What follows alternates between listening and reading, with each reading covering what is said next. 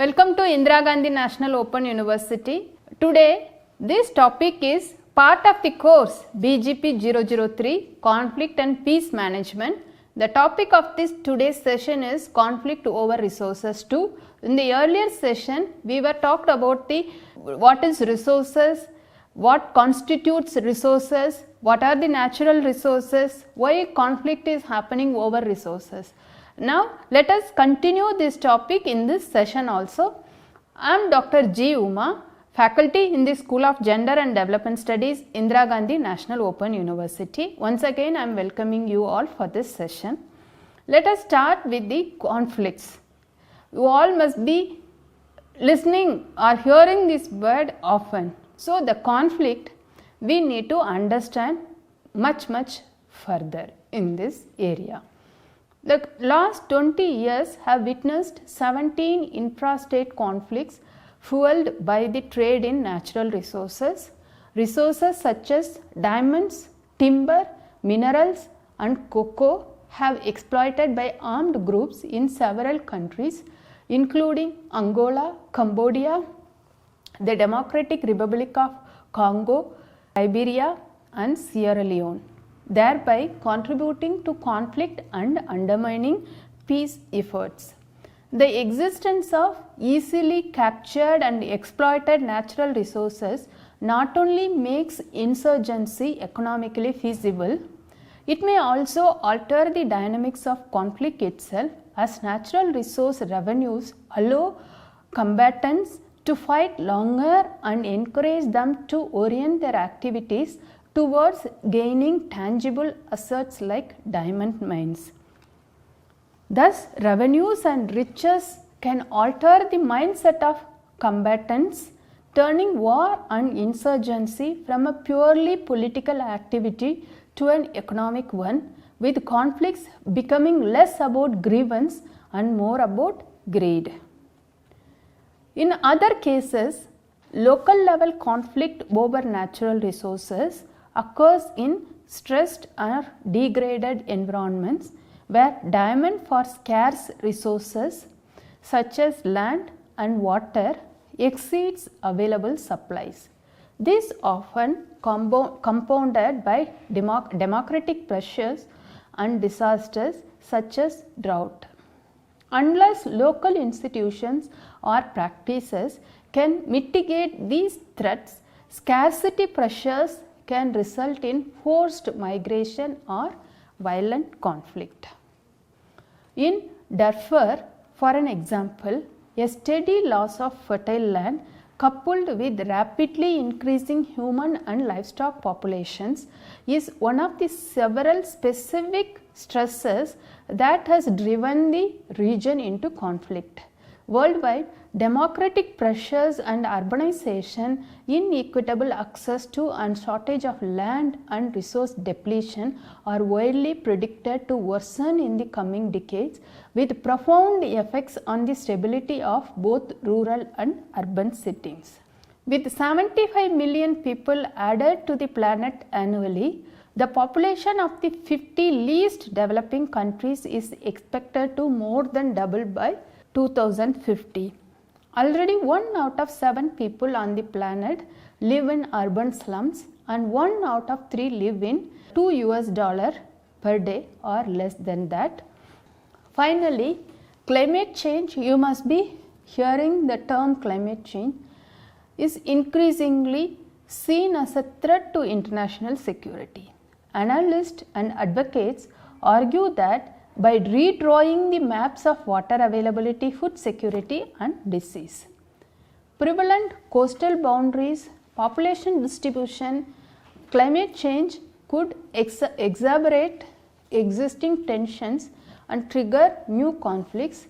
The spring 2008 food crisis manifests how the convergence of various global trends dramatically affects the most vulnerable groups, and how this can also lead to instability in various locations around the globe.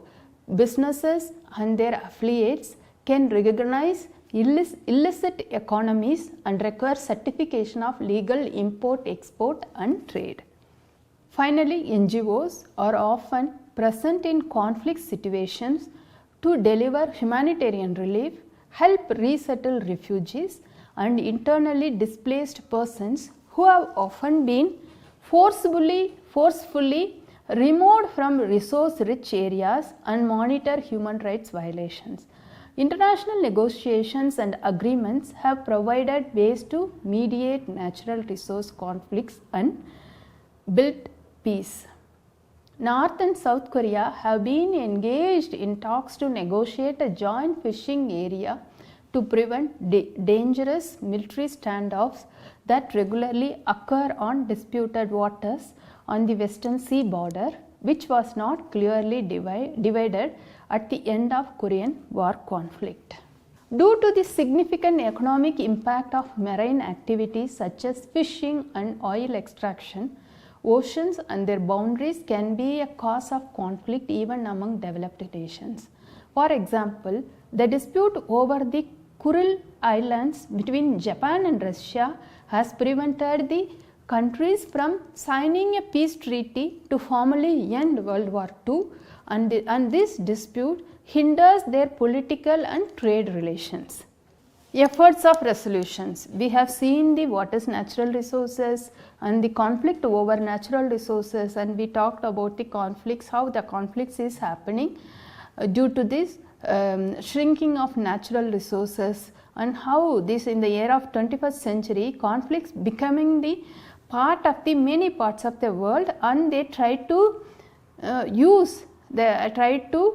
capture the scarce natural resources, and due to the scarce availability of less natural resources, conflicts occurs between the groups. Now let us look at the efforts for resolutions.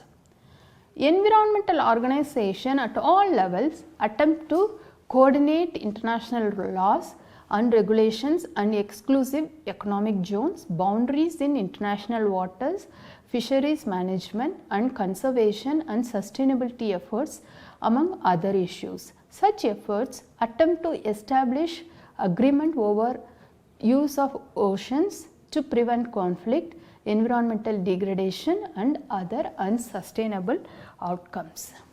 Although marine competition does sometimes lead to conflict, the existence of strong standards often allows for quick dispute resolution and effective resource management. Similarly, respect for international law allows for the existence and safety of important waterways such as the Strait of Hormuz in the Persian Gulf, through which 25 to 40% of the world's petroleum output passes every day. Another example of trying to address natural resource issues that extend past boundaries is the allocation of international water resources. Both Israelis and Arabs have used the water from the Jordan River Basin for generations. The Jordan River Basin is an international watercourse that occurs 4 states and 1 occupied territory. The 4 states are Lebanon, Syria, Israel, Jordan and the West Bank and Gaza Strip. The river and its tributaries are an essential source of water to these states in the arid Middle East region. Many experts believe that if the natural resources of water could be managed in a comprehensive, cooperative nature, it would significantly aid the process of finding a sustainable, peaceful solution to the conflict as a whole. Over the last century, numerous efforts have been made through negotiations to establish cooperative water management agreements. However, the ongoing political conflicts and other obstacles of historical and cultural context have impeded negotiations for the comprehensive water agreement. After the Oslo Accords were signed in 1993, the Palestinians and Israelis established the Joint Water Committee, a body charged with approving every new water and sewage projects in the West Bank. All its decisions are made by consensus, but no mechanism was established to settle disputes where a consensus cannot be reached. In effect, Israel is able to veto any request by the Palestinians to drill a new well or gain additional access to the aquifers. On the other hand, the Joint Water Committee has provided assistance when existing water sources were in need of repairs or spare parts. On the occasion, Israel has provided needed water when West Bank sources have run low, but Israel has retained effective control over almost all sources of water in the West Bank. Prevalence, coastal boundaries, population distributions, climate change could exacerbate existing tensions and trigger new conflicts. The spring 2008 food crisis manifests now the convergence of various global trends dramatically affects the most vulnerable groups and how this can also lead to instability in various locations around the globe. Now let us see the factors leading to resource conflict. Several factors that are likely to increase the frequency and intensity of resource conflict in 21st century that can be discussed or deliberated under economic globalization, unsustainable consumption, population growth, economic warfare. Let us start with economic globalization. The growing economy and expansion of trade is having an effect on many worldwide phenomena, including the demand for and consumption of basic resources. Globalization increases the demand for resources in several ways, most notably through the spread and acceleration of industrialization. A nation became industrialized, their need for resources, especially energy, timber and minerals grows substantially. These all about energy, timber, minerals. We were talked about our previous lecture, and we were talked about the climate change also in this. The topic of the climate change also part of this course, and we have made one lecture on the topic of climate change too. Most manufacturing processes require large supplies of energy plus a wide range of raw minerals. With globalization, therefore, there is a substantial increase in the consumption of these minerals by the fast progressing countries. Unsustainable consumption. Although the global stocks of most vital minerals are sufficient for current requirements, the consumption of many of them is growing at much rapid pace that serious scarcities could arise in the years ahead. This is especially true for oil and water, two of the world's most vital resources. Like country like India and China, it's a growing economy. Their economy is growing fast. Some of the developing countries, they are saying that they need to economically grow faster to address the poverty.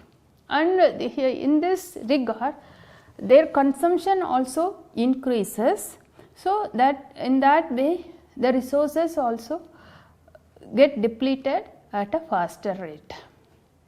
The earth possesses, I can give you certain examples. The earth possesses only a certain amount of conventional petroleum, perhaps 2500 billion barrels, and over the past 140 years, approximately 1/3 of this amount has been consumed. Since the global consumption of oil is rising so quickly, the next 1/3 is likely to be consumed by 2020.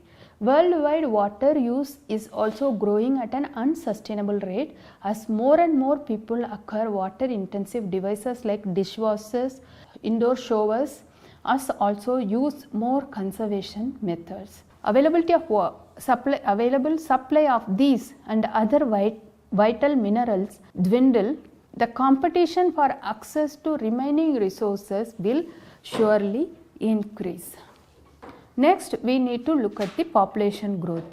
As per estimates, the world's human population is expected to grow by about 3 billion people by 2050, rising from 6.2 billion people in 2002 to about 9.3 billion people in 2050. Obviously, all these additional humans will require water, shelter, clothing, energy and other necessities. Severe scarcities of critical materials, that is the water and arable land, have already emerged in parts of Africa, Asia and Latin America where population rates are especially high. Economic warfare. Conflict over resources often occurs in poor and divided countries that possess only one or two major sources of wealth such as diamond, copper or old growth timber. In these countries, whoever exercises control over these resources has a chance of accumulating significant wealth, while everyone else is usually destined to live in poverty. In well-regulated states, these resources are controlled by the government and the proceeds from their exploitation are divided reasonably fairly among population at large. In dysfunctional or failed states, however, various factions or warlords are likely to fight over these critical sources of wealth. These factions may exploit ethnic or religious animosities in order to recruit supporters for the endeavors, but it is the pursuit of resource wealth and not the legacy of ethnic hatred that drives these conflicts. This was true for conflicts in Angola and Sierra Leone, which were largely driven by a struggle over lucrative diamond fields. It is the combination of all these factors more than anything else that is contributing to growing intensity of global resource competition. Resolving resource conflicts. Indicators of successful management of natural resources that have contributed to peace, including establishment of standards and agreements and efforts at cooperation, co-management and conservation. Numerous agreements are already in place relating to water, oil and gas, as well as examples of benefit sharing concerning timber. Such cooperative actions by parties in conflict can be stepping stones to continued diplomatic engagement that is necessary to alleviate conflict and build peace. Many actors and organizations can play a vital role in shaping natural resource conflict management as well as handling post-conflict situations. International demand drives the value of many natural resources, and international organizations, foreign investors and trade partner countries can influence the local markets and governance. In conflict situation, cooperation from these key actors is necessary for the alleviation of improper natural resource use that can escalate and sustain conflict. These organizations or actors can help in negotiations and agreements, suggest solutions such as eco-parks or sustainable development and conservation mechanism, pushed for adherence to international standards and provide the necessary aid and economic incentives to make changes a possibility and help to resolve conflicts. The United Nations, for example, passes resolutions and organizes arms embargoes or sanctions to help the natural resource business curb illicit economies and move towards transparency. UN peacekeepers and outside security forces can establish peaceful zones and barriers around disputed land, pipelines, oil fields and other resource related structures to help prevent the return of violence. International financial institutions such as the World Bank Group can help with advice on revenue transparency and management, economic stability and financing resource driven debt. Some nations have tried to depoliticize natural resources through a co-management approach that involves the local community, the government and other stakeholders in the management of the resource in question. These are the references. Based on these references, this lecture and previous lecture was prepared. You can hope you understood the issues related to natural resources and conflicts as well as the conflict management. Thank you so much for listening this lecture. We will meet again in some other lecture. Thank you.